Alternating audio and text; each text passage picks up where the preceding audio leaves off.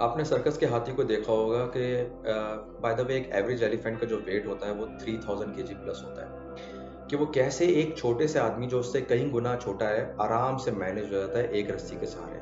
आदमी उसको लेकर आता है, उससे करतब वर्तब कराता है और वो कम्प्लीटली इन कंट्रोल होता है। क्यों? जबकि उसकी पावर इतनी है कि वो तबाही मचा सकता है, वो पूरा टेंट वेंट गिरा सकता है, लेकिन वो ऐसा नहीं करता। इसकी वजह यही है कि वो जब बचपन से लेकर अब तक उसको इम्यून कर दिया गया है, उसका एक बिलीफ सिस्टम बन चुका है कि उसने अपने से बड़े हाथियों को भी इन्हीं फेजेस से होते हुए गुजरते हुए देखा है और उसको यही सिखाया गया है कि तुम हमारे कंट्रोल में हो, जिस तरह से हम तुम्हें बताएंगे तुमने वही काम करना है। ठीक है, तो इस तरह से उसकी वो अपनी पावर खो चुका है। इसी तरीके से अगर हम देखें तो हमारी यंग जनरेशन ऐसी ही बातें सुनती भी आ रही है, अपने बचपन से सुनती रहती है कि फलां की बेटी को देखो, उसने अपनी पढ़ाई मुकम्मल कर ली और वो डॉक्टर बन गई है। फलां की बेटे की मल्टीनेशनल कंपनी में जॉब लग गई है। बस तुम भी अपनी पढ़ाई मुकम्मल कर लो और अपने पैरों पे खड़े हो जाओ, कुछ कमाने लगो तो हमें कुछ सहारा मिले। In reality without realising, although ये सारी एक्सपेक्टेशंस बिल्कुल ठीक हैं, होती हैं पेरेंट्स की, फैमिली की, लेकिन विदाउट रियलाइजिंग ये बातें बार बार सुन के ना हमारी जो यंग जनरेशन है उसका ब्रेन वॉश हो चुका होता है और उसके जहन में एक चीज़ सिर्फ बैठ गई होती है कि मुझे इंडिपेंडेंट होना है, मुझे अपने पैरों पे खड़ा होना है और मुझे कुछ कमा के लेकर आना है। चाहे काम अच्छा हो ना हो, पसंद का हो ना हो, मैटर नहीं करता, मुझे सिर्फ कमा के लेकर आना है और इसी वजह से वो अपने ट्रू पोटेंशियल तक नहीं पहुंच पाता। जिस तरह एक छोटे बच्चे के लिए 3 साल से 8 साल का जो ये एज है, ये इम्पॉर्टेंट है।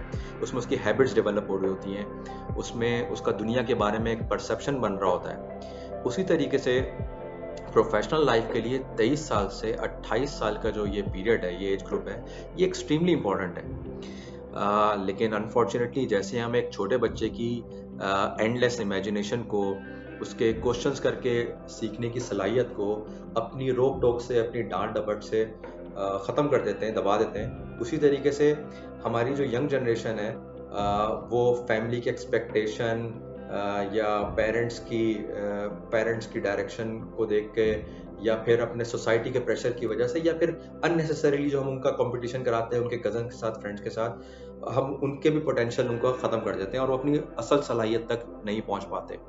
ये देखकर बड़ा अफसोस होता है कि जब इस एज ग्रुप के लोग या वो लोग जो कि अपना कैरियर स्टार्ट कर रहे हैं, इंटरव्यू के लिए कभी सामने आके बैठते हैं, तो उनके अंदर एक चीज़ बड़ी क्लियर नज़र आती है, एक सेल्फ अवेयरनेस की प्रॉब्लम नज़र आती है और एक और चीज़ की डेस्परेशन जो है ना उनके अंदर बहुत नज़र आ रही होती है कि उनको ये बस जॉब चाहिए, विदाउट कंसिडरिंग कि ये क्या उनके काम की है या नहीं है, उनके गोल के साथ अलाइन है या उनकी स्ट्रेंथ्स के साथ अलाइन है। नहीं, उनको सिर्फ जॉब चाहिए होती है। उनकी क्वालिफिकेशन, उनकी स्ट्रेंथ्स, उनकी स्किल और उनका पैशन, उनका शौक और जिस रोल के लिए वो अप्लाई कर रहे हैं, ये सारी अलग डायरेक्शन में होती है।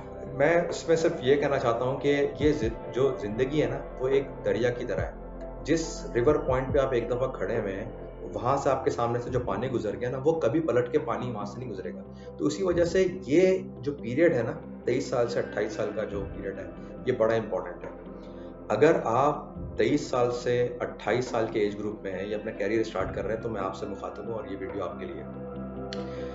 Believe me, you are entering the greatest period of your life.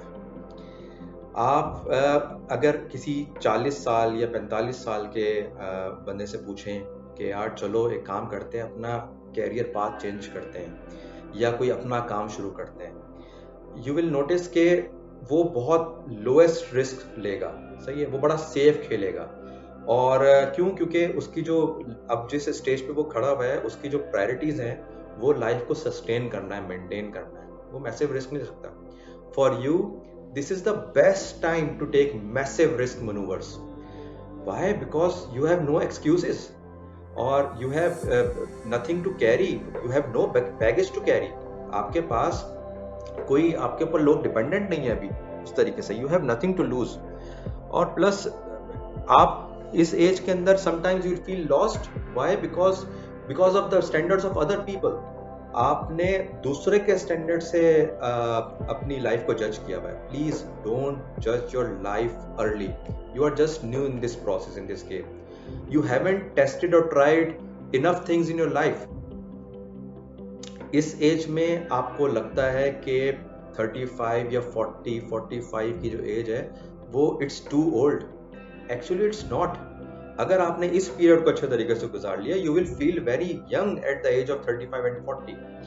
My advice to you is please don't let the society और environment control your life. In this period you just don't go practical and safe. आपने practicality नहीं देखनी चीजों की, आपने safe risk नहीं लेने, massive risk लेने। और जहां पे आप काम कर रहे हैं वहां पे इम्पैक्टफुल बने। ऐसी जगह पे काम करें जहां पे आपका जो बॉस है वो क्रिएटिव है, जो नई नई चीजें करता है, रूटीन का काम नहीं करता और आपको रिस्पॉन्सिबिलिटी देता है, आपको नई नई चीजों में इन्वॉल्व करता है। ऐसी जगह पे काम करें जो कि आपके पैशन के साथ लिंक्ड है, अलाइंड है, जहां पे आपको मजा आ रहा है, आपकी सेल्फ डेवलपमेंट हो रही है। मॉनेटरी बेनिफिट्स नहीं देखने। मॉनेटरी बेनिफिट्स के ट्रैप बड़े खतरनाक होते हैं।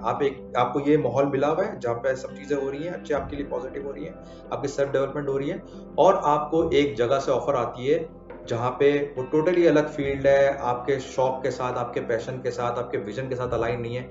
अगर आपने सिर्फ मॉनेटरी बेनिफिट्स देख के वहां पे चले गए, लॉन्ग टर्म के अंदर आप एक बहुत बड़े ट्रैप के अंदर फंस जाएंगे।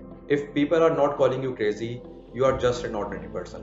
So my final message is just go out, enjoy this period and do what you love to do. और मेरा सारे पेरेंट्स को भी ये मैसेज है कि please let them take different initiatives. इनको खेलने दें, इनको रिस्क लेने दें, इनको डिफरेंट चीज़ें ट्राई करने दें, इनको अपनी गलतियों से सीखने दें। इंशाल्लाह they will surprise you with great results.